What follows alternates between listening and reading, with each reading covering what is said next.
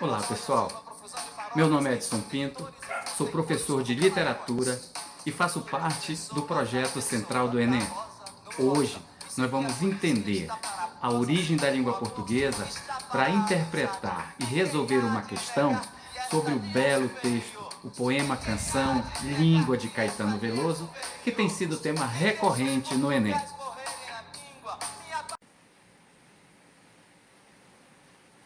Então vamos lá entender as origens, né, ou a origem da língua portuguesa. Para a gente compreender onde nasce a nossa língua, a gente tem que se reportar a uma região que ficava na Península Itálica, chamada Lácio, a região do Lácio. Nessa região falava-se o latim vulgar. Existia o latim clássico, que vai aparecer depois, e o latim vulgar. O latim clássico é apuro formal, apuro vocabular, elegância do estilo, que era usada principalmente pelos poetas, pelos religiosos, quer dizer, um número pequeno de pessoas que dominavam essa língua clássica. Mas o latim vulgar não, era o latim falado por barbeiros, sapateiros, soldados, banqueiros, lembrando que banqueiro naquela época não era o banqueiro de hoje. Então eram pessoas simples. E essa língua simples, o latim vulgar, vai dar origem a 10 novas línguas, dentre elas o português. O português, o espanhol, o catalão, o franco-cantábrico, o provençal e por aí vai. Muito bem. No século III a.C., os romanos chegaram até o norte da África, em Cartago, que era liderada por Aníbal.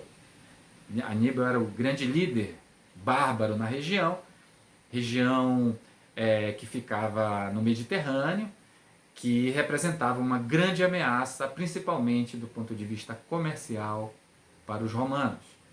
Então a região foi invadida, foi expulsa Aníbal da região, e é por ali, no século III, que começa a incursão dos romanos na Península Ibérica. No século I depois de Cristo, ou seja, 400 anos passados aí, essa região da Península Ibérica praticamente já está toda romanizada. Quando os romanos chegavam numa região, lembrando que essas pessoas simples é que ocupavam e levavam a sua língua. E a língua falada, o latim vulgar falado nessa região do Lácio, é que era levado para essas regiões de domínio, né, do novo domínio romano. Então nós temos, no século III a.C., a entrada. No século I já está romanizada, e ao tempo, né, ao passar do tempo, no século V, quando os romanos perdem o seu poderio, quando há a queda do Império Romano, os bárbaros tomam conta da maioria das regiões da Península Ibérica. E 300 anos depois, no século VIII, os árabes, talvez os árabes deixem uma influência maior nessa região. O que é que eu quero que você entenda nesse processo de invasões? É que essa região, ela, apesar da influência árabe, da influência bárbara e de outros povos menores, né, a península recebeu a influência maior dos romanos. Por isso se diz que a península já estava romanizada. Mas, diante de tudo isso, dessas invasões, os íberos não cruzaram os braços, não se contentaram. E começam as guerras, as lutas da tentativa de recuperação do território.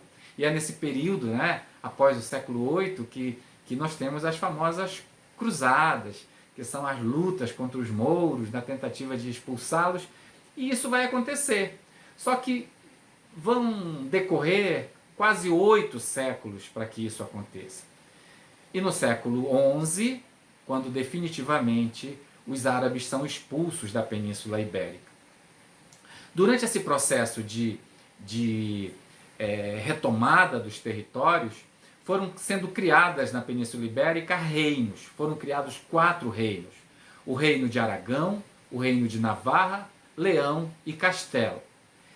O rei de Leão e Castela era Dom Afonso VI, e após a expulsão dos árabes, Dom Afonso cedeu a Dom Henriques um condado chamado Condado Portucalense, isso no século XII. E essa região do Condado Portucalense vai se tornar independente. E aí nasce o quinto reino. Nós já temos reino de Aragão, Navarra, Leão, Castela, e agora a Península, né, Ibérica ganha o quinto reino, que é Portugal. O Condado Portucalense vai se tornar independente e nasce o país Portugal. E nessa região nós temos o que chamamos de unidade linguística. O português ainda não era a língua que nós conhecemos hoje. Então falava-se nessa região o galego misturado com o português. O galego-português forma-se uma unidade linguística.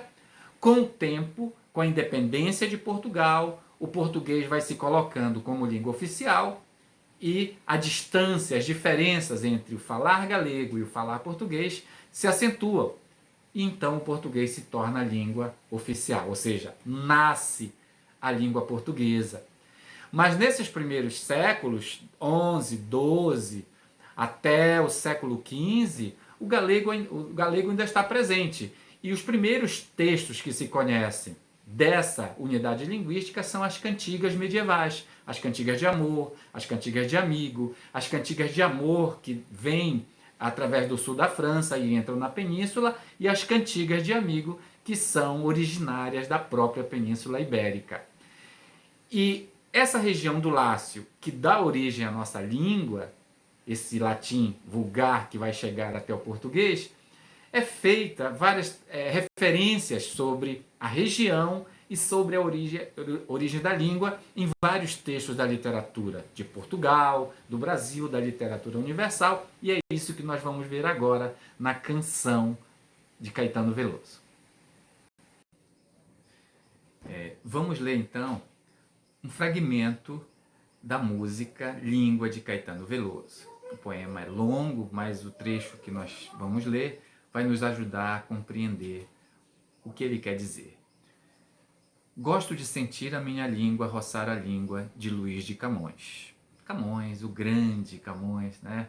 Poeta lírico, poeta épico, que é o grande mestre, pai da língua portuguesa, aquela que se torna oficial.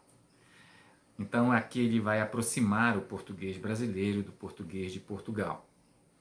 Gosto de ser e de estar, olha os verbos, né, da nossa língua, e quero me dedicar a criar confusões de prosódia, parte da gramática tradicional, que se dedica às características e emissões de sons da fala, entonação, né?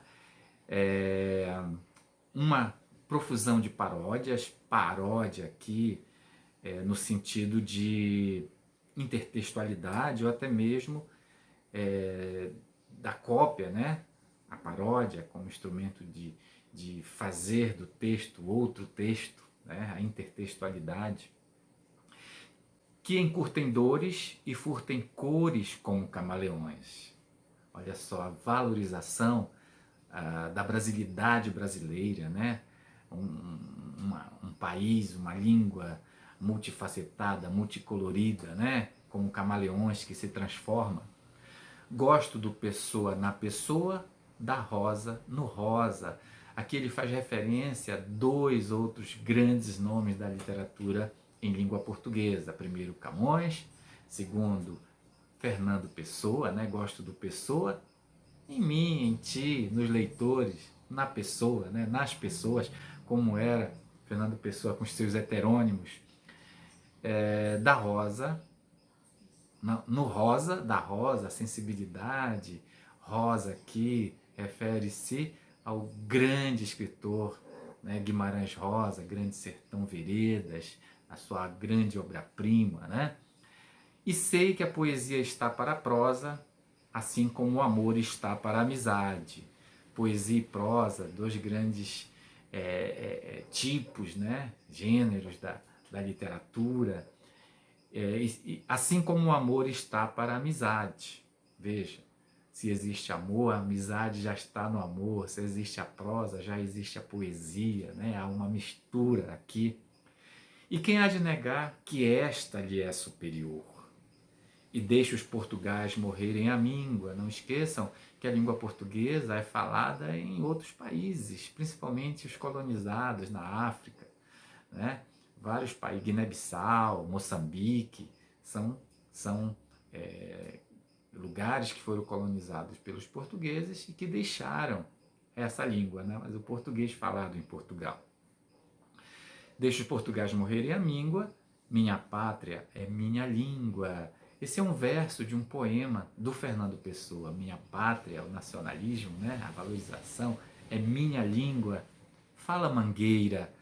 Aqui ele é o nosso momento maior de brasilidade. Ele fala de algo que é nosso, uma escola de samba, né? A escola de samba canta as nossas angústias, as nossas conquistas, nossas dores, nossas alegrias, é o carnaval, fala, né? É nessa expressão cultural que a língua se faz. E ele termina com o refrão aqui, dizendo, flor do Lácio, essa palavra Lácio lembra alguma coisa? Sim, a região do Lácio, que deu origem à língua portuguesa, sambódromo, luz América, latim em pó, o que quer, o que pode esta língua, né? Então aqui é a profusão de uma língua nova, né? Com estrangeirismo, com sambódromo é uma palavra nova, é um neologismo. Então essa é a grande conquista das transformações que a língua portuguesa traz, e o refrão ele reforça essa ideia de algo que está em movimento, está em transformação. Flor do Lácio é a língua, sambódromo, luz América, latim em pó, o que quer e o que pode esta língua. Então veja que o texto é maravilhoso. Vamos à questão. No poema Canção, Língua, Caetano estabelece uma das mais felizes fusões em nossa poesia, da função poética da linguagem com a função emotiva.